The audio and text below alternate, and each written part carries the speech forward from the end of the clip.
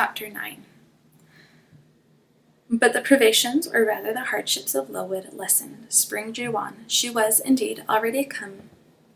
The frosts of winter had ceased. Its snows were melted, its cutting winds ameliorated. My wretched feet, flayed and swollen to lameness by the sharp air of January, began to heal and subside under the gentler breathings of April. The nights and mornings no longer, by their Canadian temperature, froze the very blood of our veins. We could now endure the play hour passed in the garden. Sometimes, on a sunny day, it began even to be pleasant and genial, and a greenness grew over those brown beds which, freshing daily, suggested the thought that hope traversed them at night, and left each morning brighter traces of her steps. Flowers peeped out amongst the leaves, snowdrops, crocuses, purple auriculas, and golden-eyed pansies. On Thursday afternoons, half-holidays, we now took walks and found still sweeter flowers opening by the wayside under the hedges. I discovered, too, that a great pleasure and enjoyment which the horizon only bounded lay all outside the high and spiked guarded walls of our garden. This pleasure consisted in prospect of noble summits girding a great hill hollow, rich in verdure and shadow, in a bright beck full of dark stones and sparkling eddies. How different had the scene looked when I viewed it laid out beneath the iron sky of winter, stiffened in frost, shrouded with snow. When mists as chill as death wandered to the impulse of east winds along those purple peaks and rolled down Eyre and home till they blended with the frozen fog of the beck. That beck itself was then a torrent, turbid and curbless. It tore asunder the wood and sent a raving sound through the air, often thickened with wild rain or whirling sleet, and for the forest on its banks, that showed only ranks of skeletons. April advanced to May. A bright, serene May it was. Days of blue sky, placid sunshine, and soft western or southern gales filled up its duration, and now vegetation matured with vigor.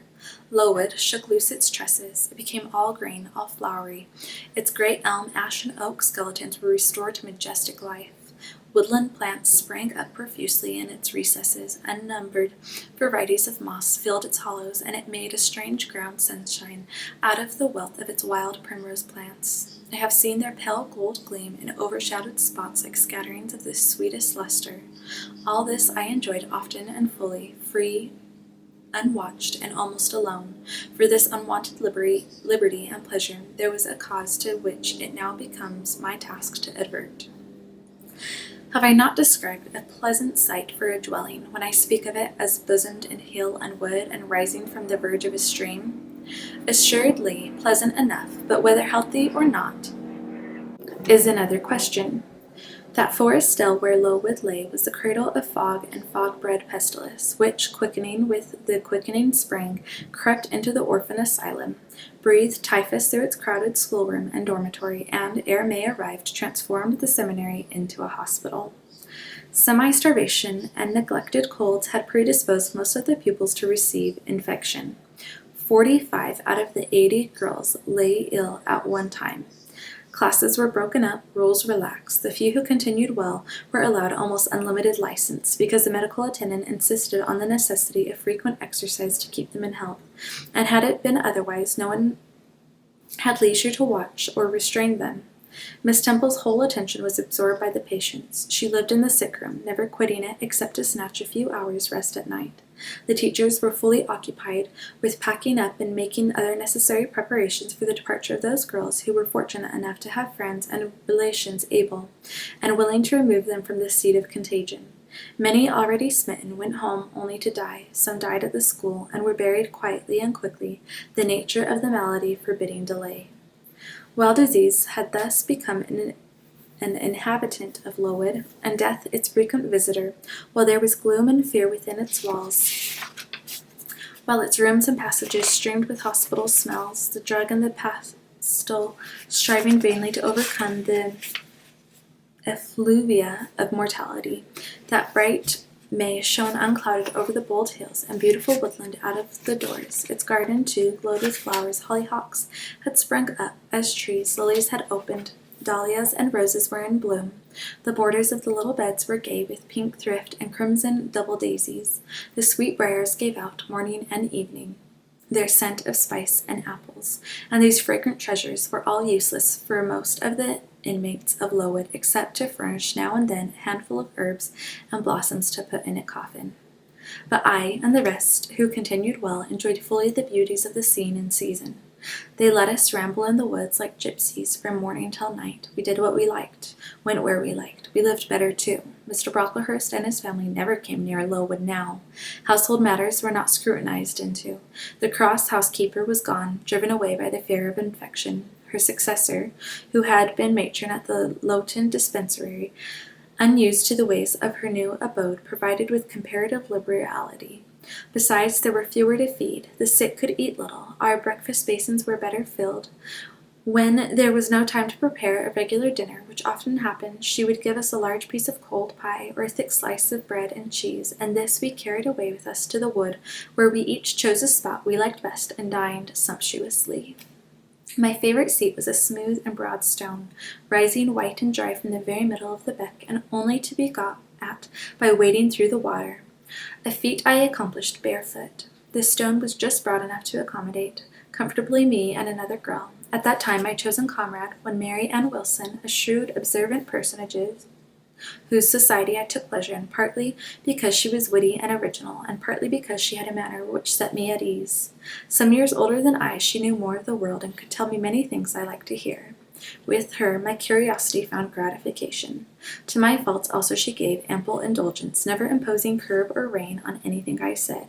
She had a turn for narrative, I for analysis. She liked to inform, I to question. So we got on swimmingly, together deriving much entertainment, if not much improvement, from our mutual intercourse. At nowhere, meantime, was Helen Burns. Why did I not spend these sweet days of liberty with her? Had I forgotten her, or was I so worthless as to have grown tired of her pure society? Surely the Mary Ann Wilson I have mentioned was inferior to my first acquaintance. She could only tell me amusing stories and reciprocate any racy or pungent gossip I chose to indulge in, while, if I had spoken truth of Helen, she was qualified to give those who enjoyed the privilege of her converse a taste of far higher things. True, reader, and I knew and felt this, and though I am a defective being, with many faults and few redeeming points, yet I never tired of Helen Burns, nor ever ceased to cherish for her sentiment of attachment as strong, tender, and respectful as any that ever animated my heart. How could it be otherwise, when Helen, at all times and under all circumstances, evinced for me a quiet and faithful friendship, which, ill-humored, never soured or irritation ever troubled? But Helen was ill at present. For some weeks she had been removed from my sight to I knew not what room upstairs. She was not, I was told, in the hospital portion of the house, with the fever patients, for her complaint was consumption, not typhus, and by consumption I, in my ignorance, understood something mild, which time and care would be sure to alleviate.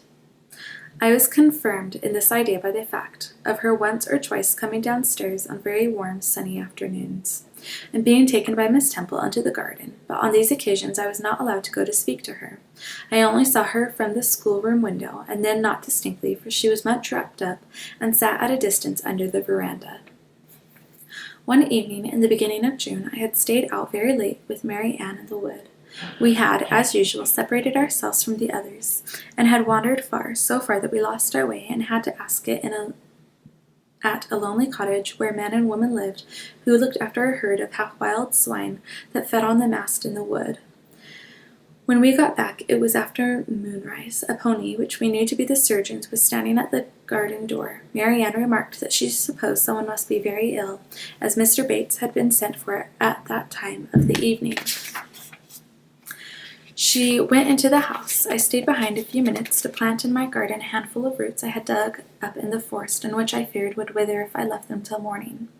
This done, I lingered yet a little longer. The flowers smelt so sweet as the dew fell. It was such a pleasant evening, so serene, so warm. The still glowing west promised so fairly another fine day on the morrow. The moon rose with such majesty in the grave east. I was noting these things and enjoying them as a child might, when it entered my mind, as it had never done before. How sad to be lying now on a sick bed, and to be in danger of dying. This world is pleasant. It would be dreary to be called from it, and to have to go, who knows where. And then my mind made its first earnest effort to comprehend what had been infused into it concerning heaven and hell, and for the first time it recoiled, baffled, and for the first time glancing behind on each side and before it, it saw all around an unfathomed gulf. It felt the one point where it stood, the present, all the rest was formless cloud and vacant death, and it shuddered at the thought of tottering and plunging amid that chaos. While pondering this new idea, I heard the front door open. Mr. Bates came out, and with him was a nurse. After she had seen him mount his horse and depart, she was about to close the door, but I ran up to her. "How is Helen Burns?" "Very poorly," was the answer. "Is it her Mr. Bates has been to see?" "Yes." "And what does he say about her?" "He says she'll not be here long." This phrase, uttered in my hearing yesterday, would have only conveyed the notion that she was about to be removed to Northumberland, to her own home. I should not have suspected that it meant she was dying, but I knew instantly now. It opened clear on my comprehension that Helen Burns was numbering her last days in this world, and that she was going to be taken to the region of spirits, if such region there were. I experienced a shock of horror, then a strong thrill of grief, then a desire, a necessity to see her, and I asked in what room she lay. "She is in Miss Temple's room," said the nurse. "May I go up to speak to her?" "Oh, no, child, it is not likely, and now it is time for you to come in. You'll catch the fever if you stop out when the dew is falling." The nurse closed the front door. I went in by the side entrance which led to the schoolroom. I was just in time. It was 9 o'clock, and Miss Miller was calling the pupils to go to bed. It might be 2 hours later, probably near 11, when I, not having been able to fall asleep, and deeming from the perfect silence of the dormitory that my companions were all wrapped in profound repose, rose softly, putting on my frock over my nightdress, and without shoes crept from the apartment and set off in quest to Miss Temple's room. It was quiet at the other end of the house, but I knew my way, and the light of the unclouded summer moon entering here and there at a passage windows enabled me to find it without difficulty. An odor of camphor and burnt vinegar warned me when I came near the fever room, and I passed its door quickly, fearful lest the nurse, who sat up all night, should hear me. I dreaded being discovered and sent back, for I must see Helen. I must embrace her before she died. I must give her one last kiss, exchange with her one last word. Having descended a staircase, traversed a portion of the house below, and succeeded in opening and shutting without noise 2 doors, I reached another flight of steps. These I mounted, and then just opposite to me was Miss Temple's room.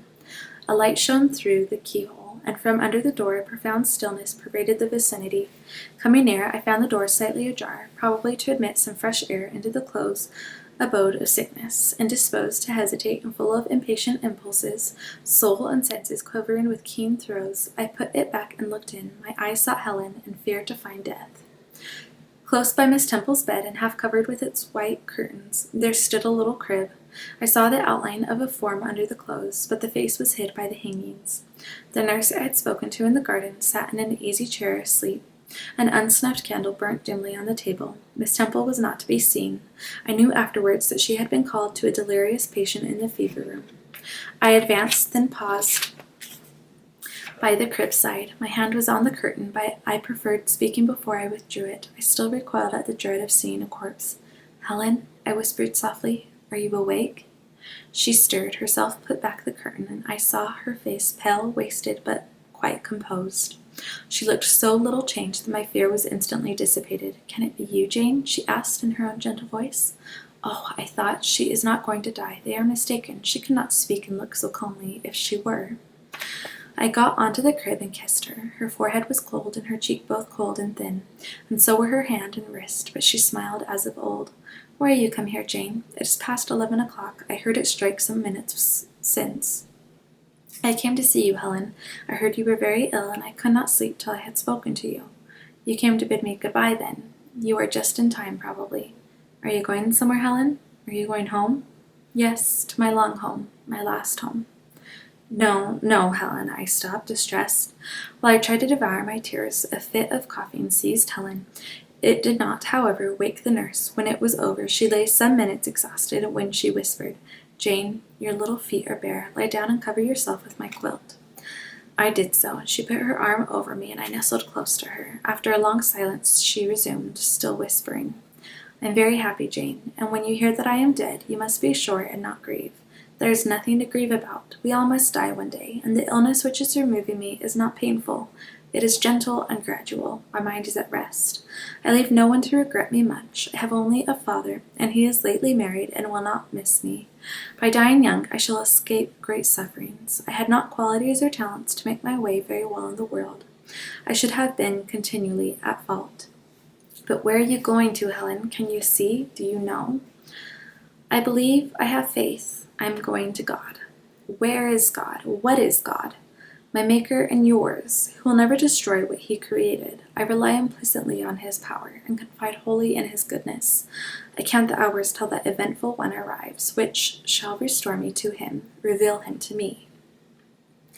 You are sure, then, Helen, that there is such a place as heaven, and that our souls can get to it when we die? I am sure there is a future state. I believe God is good. I can resign my immortal part to him without any misgivings. God is my Father. God is my friend. I love him. I believe he loves me. And shall I see you again, Helen, when I die? You will come to the same region of happiness, be received by the same mighty universal parent, no doubt, dear Jane. Again I questioned, but this time only in thought. Where is that region? Does it exist? And I clasped my arms closer around Helen. She seemed dearer to me than ever. I felt as if I could not let her go. I lay with my face hidden on her neck. Presently she said in the sweetest tone, "How comfortable I am. That last fit of coughing has tired me a little. I feel as if I could sleep, but don't leave me, Jane. I like to have you near me. I'll stay with you, dear Helen. No one shall take me away. Are you warm, darling?" "Yes. Good night, Jane. Good night, Helen." She kissed me, and I her, and we both soon slumbered. When I awoke, it was day. An unusual movement roused me. I looked up. I was in somebody's arms. The nurse held me. She was carrying me through the passage back to the dormitory. I was not reprimanded for leaving my bed. People had something else to think about. No explanation was afforded then to my many questions, but a day or two afterwards I learned that Miss Temple, on returning to her own room at dawn, had found me laid in the little crib, my face against Helen Burns's shoulder, my arms round her neck. I was asleep, and Helen was dead. Her grave is in Brocklebridge churchyard. For 15 years after her death it was only covered by a grassy mound, but now a grey marble tablet marks the spot, inscribed with her name and the word Resurgam, which, by the way, in Latin means I shall rise again.